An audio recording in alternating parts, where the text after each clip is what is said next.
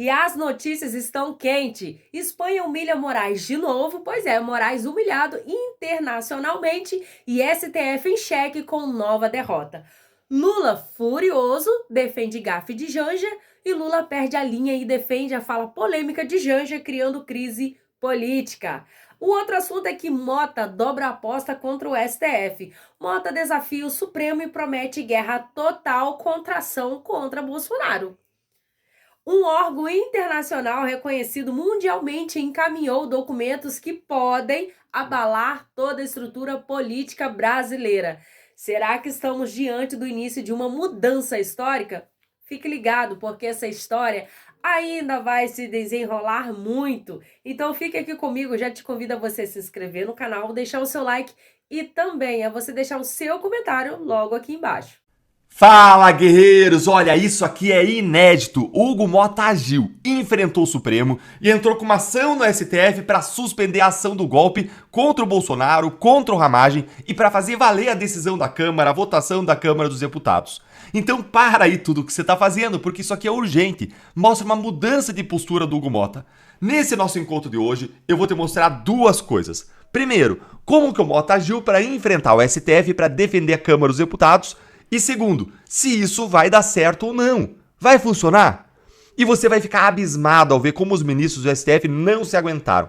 Como sempre, eles já foram para a imprensa para comentar o contra-ataque do Mota e adiantar sua própria decisão para a imprensa.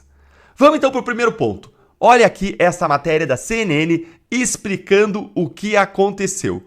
Olha aí. Hugo Mota aciona a STF e pede respeito à decisão de deputados sobre Ramagem. O que foi que o Mota fez exatamente, Deltan? Olha, ele não recorreu diretamente da decisão da primeira turma do STF que mandou prosseguir a ação do golpe contra o Ramagem e o Bolsonaro. Não. O Mota entrou com uma ação constitucional chamada de ADPF, que é a Arguição de Descumprimento de Preceito Fundamental. A ADPF é uma ação utilizada quando algum ato do poder público viola preceitos fundamentais da Constituição. Nesse caso, quem está violando é o Supremo e o preceito fundamental violado é a competência, é a atribuição da Câmara, são as suas prerrogativas e atribuições exclusivas. E antes de seguir aqui, mostrando para você o que o Mota pediu, eu quero mostrar o que diz a Constituição no artigo 49, inciso 11. Olha aí, artigo 49, é da competência exclusiva do Congresso Nacional, inciso 11, zelar pela preservação da sua competência legislativa em face da atribuição normativa de outros poderes. Ou seja, a Constituição muito expressamente deu ao Congresso Nacional o poder de defender a própria competência legislativa diante de outros poderes. Esse artigo da Constituição é absolutamente inconfundível diante de atropelos, de violações dos outros poderes, como feitos pelo STF nesse caso, mas também de forma recorrente, com ativismo judicial. O Congresso deve zelar pela sua competência legislativa. Ele tem que dizer, olha, nisso aqui você, STF, você, Lula, não podem se meter, porque essa decisão aqui é minha e não sua. E a decisão de suspender ou não o processo do golpe é soberana da Câmara, que decidiu, aliás, por uma votação muito expressiva. Foram 315 votos contra apenas 143 votos. E olha, diga o que você quiser do Hugo Mota, de todos os presidentes do Legislativo, desde Arthur Lira, Rodrigo Pacheco, Alcolumbre, com todas as outras críticas que eu e você temos contra o Hugo Mota, a gente precisa reconhecer que ele foi o único que tomou essa atitude inédita de entrar com uma ADPF no STF contra decisões dos próprios ministros. Algo que está escalando a crise institucional e constrange o Supremo. Mas, Deltan, isso aí vai resolver o problema? Olha, eu já vou te dizer, mas se você gostou dessa atitude do Mota em defesa dos deputados, senta o dedo no like para mais gente entender que a pressão funciona e para mais gente se animar com essa mudança de postura do Mota. E agora bora entender que o Mota pediu nessa ADPF. O que foi que ele pediu? Dá uma olhadinha aqui comigo, ó. Vamos ler aqui na matéria da CNN. O documento enviado pela Advocacia da Câmara dos Deputados ao STF afirma que o entendimento da Corte representa a violação direta e frontal aos preceitos fundamentais da separação de poderes e da imunidade parlamentar formal. Ao restringir de forma absoluta e desproporcional o alcance da prerrogativa conferida constitucionalmente ao Parlamento, a decisão esvazia o papel do Poder Legislativo na contenção de eventuais abusos no exercício da persecução penal contra os seus membros. É o que consta no documento. A Advocacia da Câmara também afirma que a finalidade da prerrogativa de suspender a ação penal não é imunizar o parlamentar de responsabilidade. mas é evitar que processos com viés persecutório ou motivação política comprometam a independência do mandato e regular o funcionamento da Casa Legislativa. Então, o que eles estão dizendo aqui, gente? Eles estão dizendo, e eles estão certíssimos, isso aqui é corretíssimo, que a postura do Supremo, ao impedir a suspensão da ação do golpe que foi decidida pela Câmara, viola a separação de poderes. É claro que viola, porque cada um tem sua esfera de competências e atribuições, e o Supremo está atropelando a do Congresso. E mais, está dizendo que isso viola a imunidade parlamentar prevista na Constituição e essa prerrogativa da Câmara de suspender ações que possam ter um cunho político, persecutório do Supremo contra parlamentares. Isso atrapalha, isso interfere no funcionamento da Casa Legislativa. E estão certíssimos. É exatamente por isso que a Constituição previu a possibilidade da Câmara suspender a ação penal contra o deputado. E essa atribuição ela não poderia ser melhor aplicada do que na ação do golpe, porque é uma verdadeira farsa jurídica, um teatro judicial protagonizado pelo Supremo, em que todo mundo já sabe o resultado final, porque os próprios juízes já condenaram todos os réus antecipadamente na imprensa, dizendo como que eles vão julgar esses réus. E agora que você já entendeu o que aconteceu, vamos para o segundo ponto. Deltan, essa medida aí vai resolver o problema? Olha, eu sei, e você vai saber a resposta a isso aqui, tá? Porque, adivinhe, os ministros já foram para a imprensa pré-julgar esse caso também, pré-julgar a DPF, dizer como que eles vão decidir. Deltan, mas isso não é proibido por lei? Sim, isso é proibido por lei. Mas é proibido por lei por quê? Porque viola a imparcialidade. Veja só, eles já estão dizendo qual é a decisão antes de ler a ação, antes de ver os argumentos, antes de ouvir as partes, e eles já estão antecipando isso. Como que você vai esperar uma decisão imparcial dos ministros quando eles já dizem como eles vão decidir antes da ação tramitar? Isso tem que revoltar a gente por si só. E mais, finge a surpresa. Eles disseram que a ação do Mota não vai prosperar. Olha que coisa absurda que saiu aqui no jornal O Globo. Ministros do STF não veem chance de recurso da Câmara sobre Ramagem prosperar e apontam ação inadequada. Ação inadequada? Alguém tem que falar para eles quem é que está praticando ações inadequadas. Eu lembro da Bíblia quando fala dos fariseus que apontam um cisco no olho do outro quando eles têm um tronco no seu olho. Um tronco, uma árvore no seu olho. E apontam um cisco no olho do outro. É o Supremo falando da ação da Câmara. Olha aqui o que diz a matéria. Ministros do STF avaliam que o recurso apresentado nesta terça-feira pela Câmara para que o plenário da Corte mantenha a suspensão do processo da tentativa de golpe contra o deputado Alexandre Ramagem não tem chances de prosperar. Não tem chances de prosperar, foi o que os ministros falaram, gente. Mas, para alguns ministros, uma ADPF não poderia ser usada em nenhuma hipótese para pedir uma revisão de uma decisão tomada pela turma. Eles alegam que o instrumento escolhido é inadequado, é equivocado. Ministros, tomem vergonha na cara. A ação mal foi proposta e vocês já estão na imprensa dizendo que ela não vai prosperar, antecipando sua decisão. Você quer uma prova maior do que essa, de que o problema dos abusos judiciais do Supremo não vai ser resolvido no Brasil, a não ser com o impeachment constitucional dos ministros? Eles não têm nenhum pudor, nenhuma postura de juízes, nada. Eles deveriam se manifestar apenas nos autos. Mas não. Eles vão e eles comentam na imprensa até o que eles mesmos vão decidir. Eles estão agindo como políticos de toga. E eles fazerem isso aqui é mais uma evidência de que o Congresso precisa escalar a crise institucional e responder ao STF com remédios políticos. Porque é a linguagem que os ministros do STF vão entender. Tomara que o Mota, não só depois dessa virada aí de chave dele de enfrentar o Supremo, ele se irrite ainda mais com isso, ele persevere, ele escale a discussão e que a pressão dos deputados por uma resposta ao Supremo aumente a ponto do Mota instalar a CPI de abuso de autoridade. Que está lá na Câmara, parada, engavetada. É a CPI contra os abusos do Supremo que foi proposta pelo Marcel Van Hatten do Partido Novo e que já atingiu todas as assinaturas necessárias.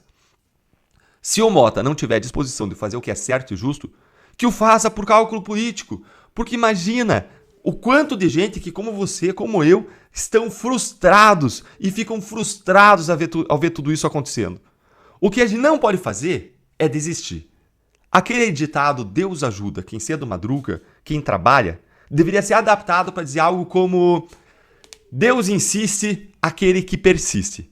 Acabou de humilhar o ministro Alexandre de Moraes mais uma vez, negando o recurso do Brasil que tinha por objetivo extraditar Oswaldo Eustáquio da Espanha para o Brasil. Bora aqui direto para a notícia que ela é quente. Depois que eu te mostrar essa notícia fresquinha da humilhação do Moraes, eu vou ainda recapitular com você a lista que agora acabou de aumentar das humilhações internacionais do Moraes. Então fica aqui comigo que é imperdível, porque você vai ter ali um gostinho, sabor de justiça na sua boca. O Moraes, ele foi humilhado pelo menos 9 vezes. E olha, se você já ficou feliz com mais esse revés pro ministro, senta o dedo no like para ajudar a espalhar essa grande novidade e essa notícia que tem um sabor de justiça. Vamos lá, bora lá. Olha aí o que saiu. Tribunal Espanhol nega recurso do Brasil em extradição de Oswaldo Eustáquio. Essa matéria aí é do Lauro Jardim, saiu no jornal O Globo e já começa dizendo que a Audiência Nacional da Espanha, que é um órgão judicial espanhol, que é equivalente aqui a uma turma do Supremo Tribunal Federal, essa audiência, ela negou o recurso do Brasil contra aquela decisão que tinha negado já a extradição do Oswaldo Eustáquio lá atrás, há alguns meses, por considerar que ele era perseguido político pelo regime de censura, de abusos do Alexandre de Moraes do STF aqui no Brasil. E o que foi que aí o Brasil fez, depois dessa negativa da extradição, que saiu aí há poucos meses atrás? Por pura e espontânea pressão do Alexandre de Moraes, é claro, Lula colocou o advogado-geral da União, Jorge Messias, para contratar um escritório de advocacia na Espanha para representar, supostamente representar o Brasil, oferecendo um recurso contra a decisão espanhola, que acabou de ser julgado agora. Ou seja, além do STF estar violando a lei e cometendo abusos, quem paga a conta é a gente. A gente ainda tem que custear a continuidade desses abusos, pagando o escritório da advocacia espanhol com o dinheiro dos nossos impostos, tudo para satisfazer aí o ego, a vaidade, o desejo sádico de vingança, os interesses dos ministros do STF. Vamos ler aqui juntos sobre o motivo do indeferimento do recurso lá na Espanha, que acabou de sair fresquinho. Aí, ó. O Tribunal Espanhol, no entanto, alegou que o Estado requerente, o Brasil, não é parte do processo, condição que apenas o Ministério Público e o alvo da extradição ostentam e, portanto, não poderia recorrer de forma autônoma. Ou seja, o Brasil não era uma parte legítima para a lei espanhola. Só o próprio alvo da extradição, que é Oswaldo Eustáquio, e o Ministério Público espanhol poderiam recorrer. Mas nesse caso aqui, o Moraes e o Supremo ficaram aí de mãos abanando. Por quê? Porque até o Ministério Público espanhol foi contra a extradição do Oswaldo Eustáquio. Gente, presta atenção nisso. Presta atenção nisso. Vou jogar aqui na tela para você ver aqui, ó, uma matéria dizendo: MP espanhol nega extradição de Eustáquio. O Ministério Público aqui na Espanha, onde for, ele tem sempre uma visão de defesa da sociedade, de proteger as pessoas contra os crimes. Então o Ministério Público tem uma tendência de agir, de querer botar na cadeia, de querer extraditar, de querer responsabilizar quem fez coisa errada. Se até o Ministério Público espanhol foi contra a extradição, é porque eles perceberam que está tudo errado aqui no Brasil, que o que acontece mesmo é uma perseguição contra Oswaldo Eustáquio. E bora agora para o segundo ponto que eu prometi para vocês entenderem, verem, relembrarem a lista de 9 humilhações internacionais do ministro Alexandre de Moraes.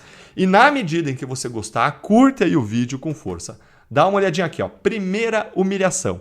Os Estados Unidos negaram a extradição do Alan dos Santos, dizendo que ele não cometeu crime nenhum e que o que ele disse eram só palavras, ou seja, estava protegido pela liberdade de expressão. Vamos aí para a segunda humilhação. Ministério Público espanhol nega a extradição do Oswaldo Eustáquio, é isso que a gente acabou de comentar. Vamos para a terceira humilhação. A Justiça espanhola negou a extradição do Oswaldo Eustáquio também. Vamos agora para a quarta humilhação. Acompanha aí. Trump processou Moraes. Empresa de Trump e Rumble entram com nova ação contra Alexandre de Moraes na Justiça dos Estados Unidos. Vamos para a quinta humilhação. Juíza americana diz que as ordens ilegais do Moraes não valem nada nos Estados Unidos. Essa foi muito boa, hein? Sexta humilhação. Comitê da Câmara dos Deputados americana passa a lei para caçar o visto do Moraes. Essa foi muito boa também quando saiu. Vamos para a sétima humilhação. Acompanha aí. Estados Unidos dão um recado a Moraes. Liberdade de expressão é pilar em democracia saudável. Vocês lembram dessa? Foi quando a embaixada americana mandou um recado contra a censura de Moraes nas próprias redes sociais. Vamos à oitava humilhação, que foi Interpol contrariou Moraes e negou a extradição do Alan dos Santos. Nona humilhação. Agora, De novo, a Espanha negou a extradição do Oswaldo Eustáquio, agora por meio de um tribunal depois do recurso brasileiro. Gente, haja humilhação. Me conta aí nos comentários qual delas você achou a pior, ou talvez a melhor, talvez esse seja o melhor nome. Qual humilhação você achou a mais forte, que mais trouxe um senso de justiça aí para você, no seu coração? E sabe qual que vai ser a 10ª humilhação? Vai ser você compartilhando esse vídeo. Gente, olha, o ministro Alexandre de Moraes, ele vai se revirar hoje na cama de tanto constrangimento causado aí por essas decisões internacionais e por nós, pela voz da nossa indignação, clamando por justiça, expondo os absurdos, nós juntos, você que faz parte desse canal, que é inscrito, que acompanha, que dá o seu like, que faz a nossa voz chegar mais longe, você, nós juntos fazemos a diferença erguendo a nossa voz. Me conta aí então nos comentários sobre essa péssima notícia do Moraes, o que você achou dessa péssima notícia pro Moraes. Conta pra mim qual das 9 humilhações você achou pior ou a melhor. E é assustador. Lula, furioso com o vazamento da gafe da Janja na China, confessa que ele quer importar a censura da China pro Brasil. Nesse nosso encontro eu vou te mostrar duas coisas. Primeiro, como que o Lula ficou absolutamente pistola, revoltado, furioso com o vazamento da gafe da Janja na China. E em segundo lugar, como que ele acabou confessando que ele pediu ajuda do governo chinês para implementar censura ditatorial aqui no Brasil. Bora lá, vamos direto ao ponto. Dá uma olhadinha aqui comigo nesse vídeo. Gostaria de pedir para o senhor comentar a reunião com o presidente Xi Jinping, mais especificamente a pergunta da primeira-dama sobre o TikTok. E a resposta do presidente Xi Jinping dizendo que o senhor poderia banir ou restringir o TikTok no Brasil, se o senhor faria alguma coisa nesse sentido. Você sabe, a primeira coisa que eu acho estranho é que como é que essa pergunta chegou à imprensa? Porque estavam só meus ministros lá, o Alcolumbre e o Omar. Então alguém teve a pachorra de ligar para alguém e contar uma conversa que teve num jantar em que era uma coisa muito, mas muito confidencial e uma coisa muito pessoal. Olha só, o Lula furioso, inconformado, porque a gafe da Janja vazou. E ainda bem que vazou, gente. Viva a imprensa livre! Porque se o Brasil fosse um país como a China, isso seria censurado e a gente nunca ficaria sabendo da gafe da Janja. E ontem eu fiz um conteúdo aqui no canal só sobre essa gafe que você pode conferir depois, vale a pena. E mais, vazou essa gafe da Janja porque ela é odiada por membros do próprio governo Lula. Ninguém gosta dela, nem mesmo os ministros do STF, segundo a própria imprensa. Todo mundo odeia a Janja porque ela é uma pessoa inconveniente, deslumbrada, atrapalhada, que se mete onde não deveria, que não sabe nem entende qual que é o seu lugar como primeira-dama e que, por conta disso, cria crise atrás de crise para o governo. O que para nós, para a direita, vamos dizer, é ótimo, gente, convenhamos, né? Então, Janja, ó, continua, segue com a corda solta. Nós confiamos no seu potencial, Janja. Confiamos. E se você que está aqui comigo ficou feliz que membros do próprio governo Lula vazaram essa gafe monstruosa da Janja, curte o vídeo pra gente irritar ainda mais o Lula, porque ele não quer que ninguém saiba da besteirada aí que a Janja fez. Então bora justamente espalhar isso e o seu like ajuda a nossa voz a chegar mais longe. E bora agora aqui para o segundo ponto, sobre a importação da censura da China, que é o ponto mais grave que se precisa saber. Bora aqui pro vídeo de novo. E depois, eu que fiz a pergunta, não foi a Janja. Eu que fiz a pergunta. Eu até fico perguntando, que eu vi na matéria que um ministro estava incomodado, ficou incomodado. Se o ministro tivesse incomodado, deveria ter me procurado e pedido para sair. Eu autorizaria ele sair da sala. Eu fiz uma pergunta para ele, eu não fiz uma pergunta, eu perguntei ao companheiro Xi Jinping se era possível ele enviar para o Brasil uma pessoa da confiança dele para a gente discutir a questão digital e, sobretudo, o TikTok. E aí a Janja pediu a palavra para explicar o que está acontecendo no Brasil, sobretudo contra as mulheres e contra as crianças. Foi só isso. E ele disse uma coisa que era o Brasil tem o direito de fazer a regulamentação. Ainda bem que estava o Elmar, estava o Elmar em nome da Câmara e o Davi, sabe, que sabe que nós temos que regulamentar. Sabe que nós temos que regulamentar. Não é possível a gente continuar, sabe, com as redes digitais cometendo os absurdos que comete e a gente não tem a capacidade de fazer uma regulamentação. Quando ele fala absurdo que comete, eu só fico lembrando do vídeo do Nicolas sobre o Pix, o vídeo do Nicolas sobre o INSS. Esses são os absurdos das redes sociais. Segue aí. Então, para mim, foi uma coisa simplesmente normal e ele vai mandar uma pessoa. Isso que importa, ele vai mandar uma pessoa especialmente para conversar conosco sobre o que a gente pode fazer, sabe, nesse mundo digital. Então é isso. A pergunta foi minha. Eu não me senti nem um pouco incomodado. O fato da minha mulher pedir a palavra é porque a minha mulher não é cidadã de segunda classe. Ela entende mais de rede digital do que eu e ela resolveu falar. Ó, entender mais que você, Lula, não é muito difícil, né? Agora, isso aqui, gente, é muito grave o que você viu. Lula admitiu, Lula confessou que ele quer importar a censura da China pro Brasil.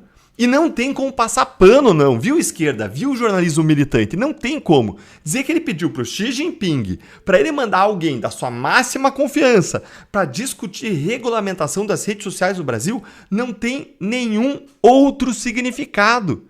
Porque a China é uma das ditaduras mais repressivas do mundo e que tem um dos maiores sistemas de censura e de controle da informação do planeta. Na China, para vocês terem uma ideia, não tem nenhuma das redes sociais que a gente tem por aqui. Não tem X, não tem Instagram, não tem acesso a Facebook, nem mesmo o TikTok, que é chinês. A empresa mãe do TikTok, a ByteDance, ela tem um outro aplicativo similar ao TikTok lá na China, porque nem o TikTok lá é permitido.